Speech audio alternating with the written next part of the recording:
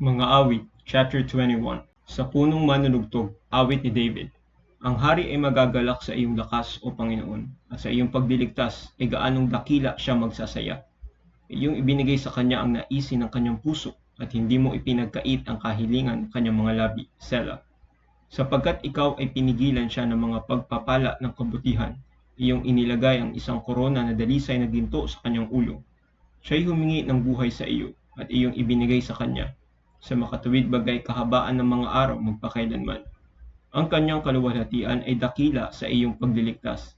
Karangalan at kamahalan ang iyong inilagay sa kanya. Sapagkat iyong ginawa siyang lubos na pinagpala magpakailanman. Iyong pinasaya siyang mainam sa iyong mukha.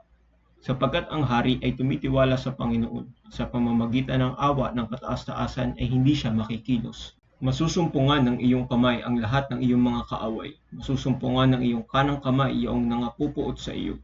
Iyong gagawin silang parang maapoy na hurno sa panahon ng iyong galit.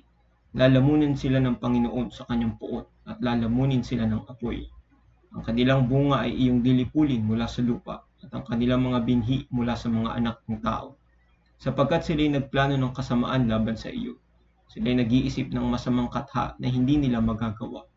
Kaya't iyong ipapatalikod sila pagka iyong inihahanda ang iyong mga palaso sa iyong mga panali laban sa mukha nila. Mabunyi ka, Panginoon, sa iyong sariling lakas. Sa gayo aawit kami at pupurihin ang iyong kapangyarihan.